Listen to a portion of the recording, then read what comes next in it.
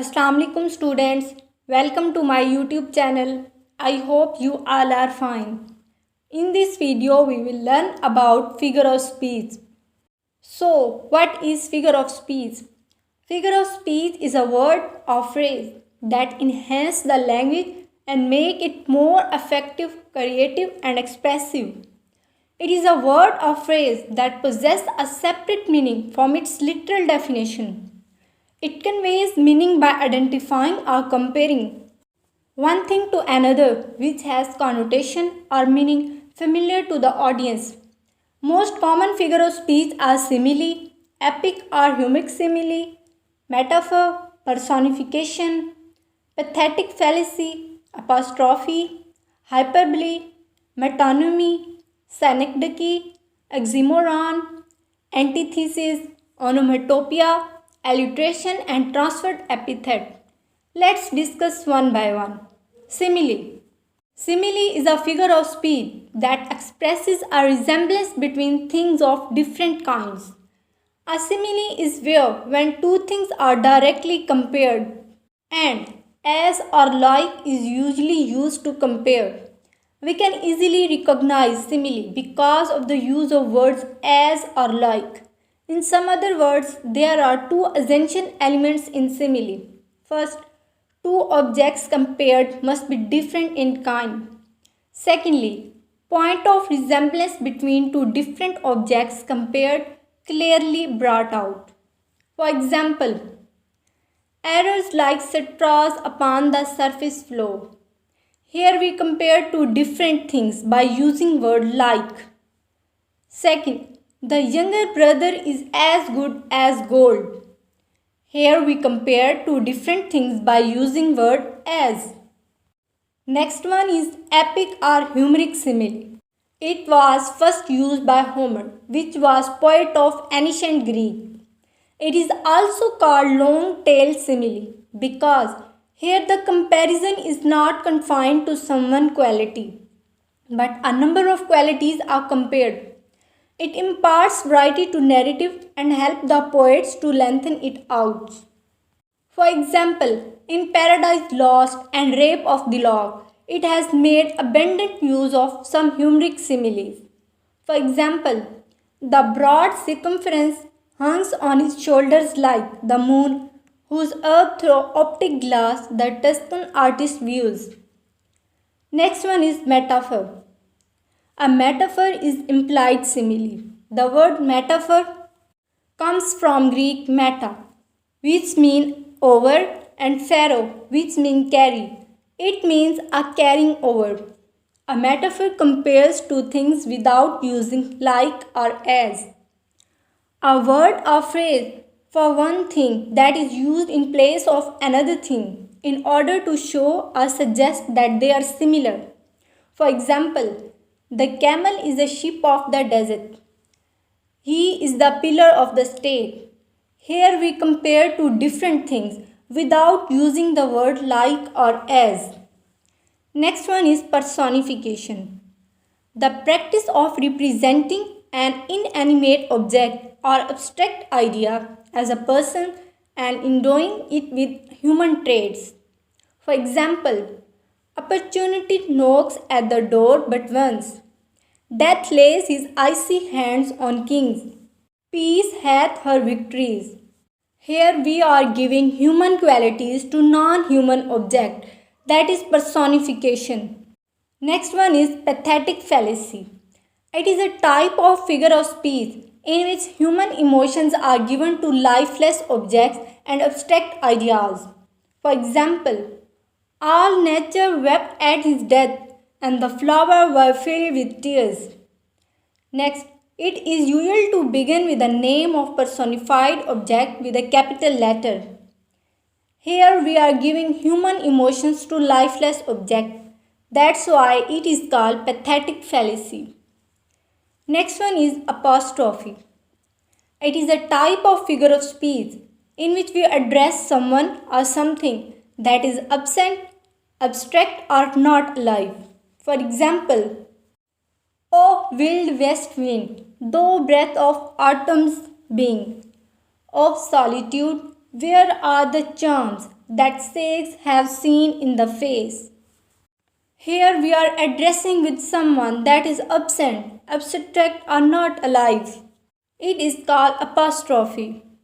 Next one is hyperbole. It is a type of figure of speech in which we exaggerate a statement for effect. For example, here is the smell of blood still. All perfumes of Arabia will not sweeten this little hand. In this example, we exaggerate the statement by saying that all perfumes of Arabia will not sweeten this little hand. That's why it is called hyperbole. Next one is metonymy. The substitution of name of an attribute or adjunct for that of the thing meant. For example, the pen is mightier than the sword. Here, pen is a symbol of written words, while sword is a symbol of military power. Next one is Synecdoche. It is also confused metonymy. It is a type of figure of speech in which a part is made to represent the whole. For example, the rank and the file streamed out of the city to seaside. Kalidasa is Shakespeare of India. He gave the beggar a few coppers. In these examples, we see that some little part is made to represent the whole. Next one is oxymoron. It is a type of figure of speech in which two opposite ideas are put together. It is a special form of antithesis where two contradictory qualities are predicted at once of the same thing. For example, James, I was the wisest fool in Christendom. That time is past. Here we use two contradictory qualities at the same time. That's why it is called oxymoron. Next one is antithesis. Here anti mean against and thesis mean placing. It is a type of figure of speech in which two opposite words used in one sentence. For example, God made the country, but man made the town. United we stand, divided we fall. Speech is silvery, silence is golden. Here we use two opposite words in a single sentence. Next one is onomatopoeia. It is a type of figure of speech in which a word's pronunciation imitates its sound. For example, it cracked and growled and roared and howled like noises in a swamp that murmurs haunt of flies on summer eves. Here we see that word's pronunciation imitates its sounds. It is called onomatopoeia. Next one is epigram.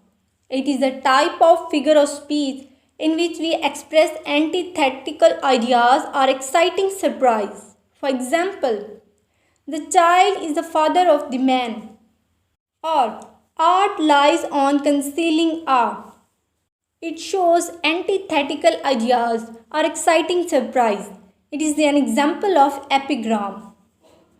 Next one is irony. It is a mode of speech in which the real meaning is the exact opposite of what is literally being said. For example, here under leave of Brutus and the rest. Brutus is an honorable man. I come to speak in Caesar's funeral. Here the use of word honorable is ironical. Next one is pun. A humorous way of using a word or phrase so that more than one meaning is suggested. For example, an ambassador is a gentleman who lies abroad for the good of his country. Here the word lies is a pun. Next one is alliteration.